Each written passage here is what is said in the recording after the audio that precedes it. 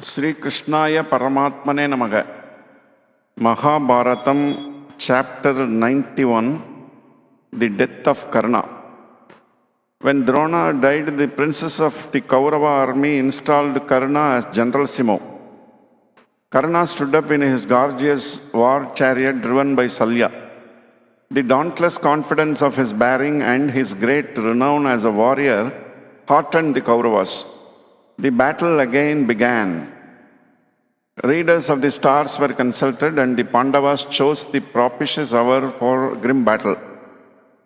Arjuna led the attack on Karna, supported by Bhimasena immediately behind his chariot. Dushasana made a concentrated attack on Bhima and sent a shower of arrows at him. Bhima chuckled and said to himself, "I have this wretch now safe in my hands. I shall today redeem my promise to Draupadi. Too long has my oath waited for performance."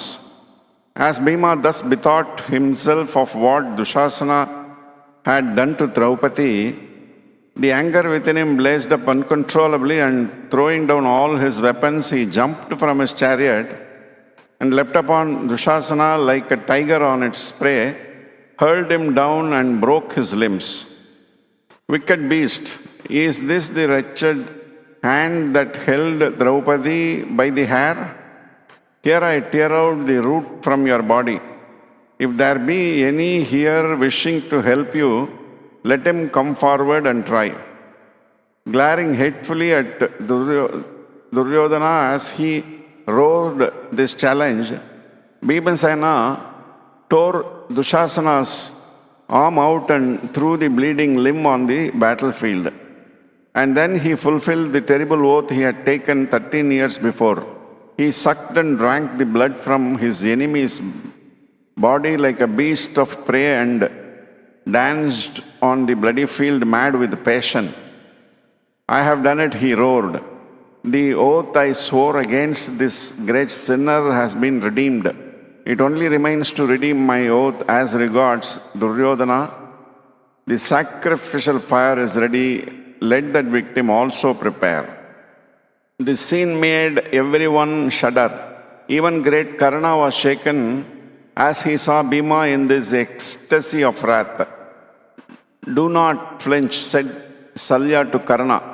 "It does not befit you to show any sign that may be mistaken for fear. When Duryodhana stands quivering in despair, it is not right that you also should lose heart. After the great Dushasana's death, the army's hope rests solely on you. You must now bear the full burden. Like the gallant warrior you are, seek single combat with Arjuna and win eternal glory on earth or the soldier's heaven." At these words, Karna recovered his courageous spirit. With eyes red with wrath and unshed tears, he bade Salya drive the chariot towards Arjuna. This scene made everyone shudder. Even great Karna was shaken as he saw Bhima in this ecstasy of wrath. "Do not flinch," said Salya to Karna. "It does not befit you to show any sign that may be mistaken for fear. When Duryodhana stands quivering in despair, it is not right that you also should lose heart. After the great Dushasana's death, the army's hope rests solely on you. You must now bear the full burden. Like the gallant warrior you are, seek single combat with Arjuna and win eternal glory on earth or the soldier's heaven." At these words, Karna recovered his courageous spirit. With eyes red with wrath and unshed tears, he bade Salya drive the chariot towards Arjuna. "Enough of fighting," said Ashwathama, addressing Duryodhana earnestly. "Let us terminate this disastrous enmity. Beloved friend, make peace with the Pandavas. Stop the battle." "What? Did you not hear the words that the stubborn Bhima uttered when, like a ravening beast, he drank human blood and danced over my brother's mangled body? What talk can there be now of peace? Why do you speak vain words?" said Duryodhana.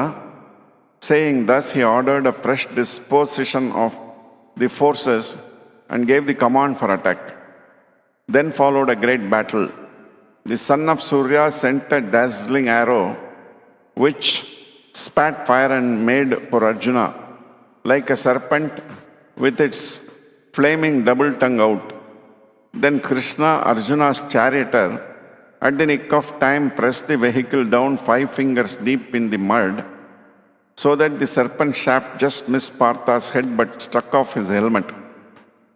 Arjuna was red with shame and anger, and he fixed a dart on his bow to make an end of Karna. And Karna's fated hour has come. And as he had been foretold, the left wheel of his chariot suddenly sank in the bloody mire. He jumped down on the ground to lift the wheel up from the mud. "Wait a minute," he cried. "My chariot has sunk in the ground. Great warrior as you are, and knowing dharma as you do, you would certainly not take unfair advantage of the accident. I shall presently set my car right and give you all the battle you want." Arjuna hesitated. Karna was now somewhat perturbed on account of the mishap. He remembered the curse that had been pronounced on him, and again appealed to Arjuna's sense of honor. Krishna intervened. "Ha, Karna," he exclaimed. "It is well that you too remember that there are things like fair play and chivalry. Now that you are in difficulty, you remember them indeed. But when you and Duryodhana and Dushasana and Sakuni dragged Draupadi to the hall of assembly and insulted her, how was it you forgot them utterly? You helped to unwield Dharmaputra, who was fond of play but was unskilled at it, to gamble, and you cheated him. Where had your fair play hidden itself then? Was it fair play to refuse to give to Yudhishthira his kingdom, when according to the pledge the 12 years of forest life and the 13th year incognito were duly completed? What had happened to the dharma you appeal for now? You conspired with the wicked men who sought to poison and kill Bhima. You acquiesced in the plot to burn the Pandavas alive when sleeping in the palace of wax into which they had been lured. What had happened to Dharma all that time? What did Dharma tell you when violent hands were laid on Draupadi and you were looking on enjoying the sight? Did you not then mock at her, saying, "Your husbands have left you unprotected, go and marry another husband"? The tongue that was not ashamed to utter those words now talks of chivalry. Chivalry indeed. When a mob of you surrounded the young Abhimanyu and shamelessly slew him, was that chivalry? Wicked man, do not talk now of chivalry and fair play, for you have never honored them. When Krishna was denouncing him in this manner in order to urge Arjuna to prompt action, Karna bent his head in shame and uttered not a word. Karna silently ascended the chariot, leaving the wheel still stuck in the mud, and took his bow and sent an arrow at Arjuna with unerring aim and such power that it stunned him for a moment. Karna, utilizing the respite won to jump down again and hurriedly tried to lift the chariot wheel up. But the curse was too strong for him, and fortune had deserted the great warrior. The wheel would not budge, though he strove with all his great strength.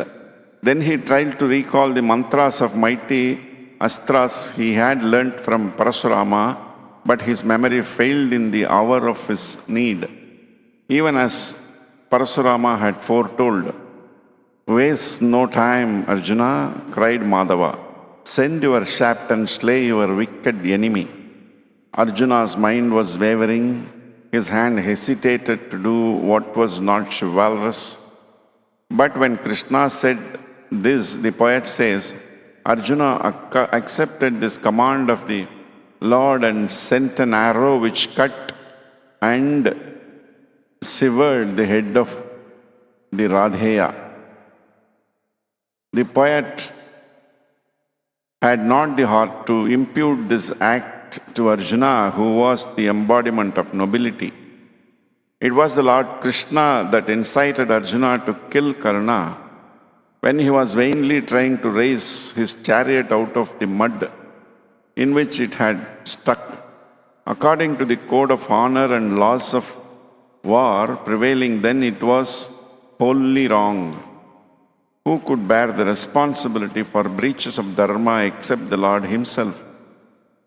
The lesson is that it is vanity to hope, though through physical violence and war, to put down wrong. The battle for right conducted through physical force leads to numerous wrongs, and in the net result, adharma increases.